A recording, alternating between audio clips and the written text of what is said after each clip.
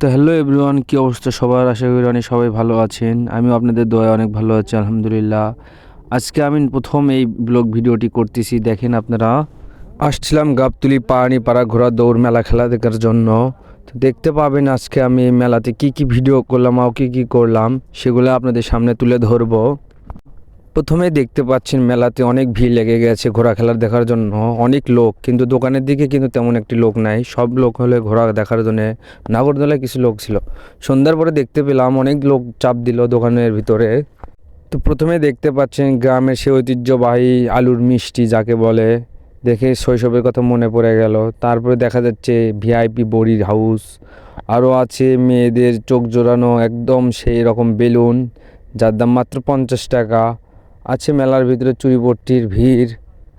সাথে মেলাতে ছিল কিন্তু কাঁচা বাজার। কাঁচা বাজার ছাড়া কিন্তু এদিকের মেলা জমে না। আর খালি কাঁচা বাজারে না, বড় বড় ছিল মাছ। সন্ধ্যার পরে দেখে ভিডিওতে তেমন একটা মাছ দেখাতে পারলাম না, যা মাছ ছিল সকালেই শেষ হয়ে গেছে। রাতের বেলা মাছ খুবই কম, খুব পাইকারি দামে সেল দিয়েছে। তারপর দেখতে পাচ্ছেন মাখার দোকানে কিন্তু মাখা একদমই কমে গেছে, তার মানে প্রচুর বিক্রি করা হয়েছে। জিলাপির দোকানে তো জিলাপি নাই, মিষ্টি তো আরও নাই, খুব কম মিষ্টি দেখা যাচ্ছে, তার মানে প্রচুর বিক্রি হয়েছে। আজকে মেলায় অনেক লোক হয়েছিল। তারপরেও দেখতে পাচ্ছেন জিলাপির দোকানেও প্রচুর রকমের ভিড়। তারপর আস্তে আস্তে চলে আসলাম আমার বন্ধুর দোকান, সেই ভাইরাল আচারের দোকান, যে আচার মেয়েদের ছাড়া চলেই না। তারপর আস্তে আস্তে চলে আসলাম নাজমা ফুচকা হাউস, যে ফুচকা হাউস বলাই যায় না।